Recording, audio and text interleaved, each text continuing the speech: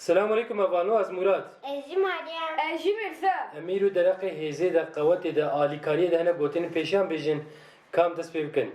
Hêştir radibin hev, hêstir û ker bilingê wan de diçin. Giya dibin kevir de namîne.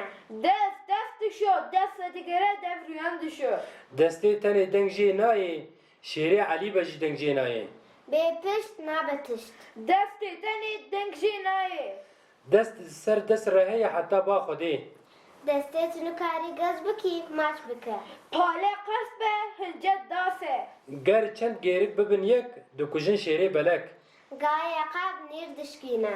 Afra bu ben bela bu. Bê şêx û pîr neçe dîwana mîr, da tu nebe feqîr. Av diciyê qase diqete. Gayê zexal li ber cût tê meğel. Gava bar bikeve ji Xwedî xurtir tune. Ava xurtan hevraz diçe. Du zebeş bi destekî nayê girtin. Ê bêkêre ew bêkêre. Bi vê kerê em nagihêjin benderê. Dasek mikare bi dehlekî. Gamêj di tixûbê xwe de xurte. Bac tahtê çi dibe? Bêhna fireh ji qelsiye. Xeyra destê çepê li yê rastê nabe. Jin dosman be, pişt saxleme. Seva çê para hirçê. Av rabû sikir û bend belav bû. Xeyra kesî nagihêje kesî. Bêjin lale ne bêjin trale. Erê evanû gotinê me li vir xelas bû.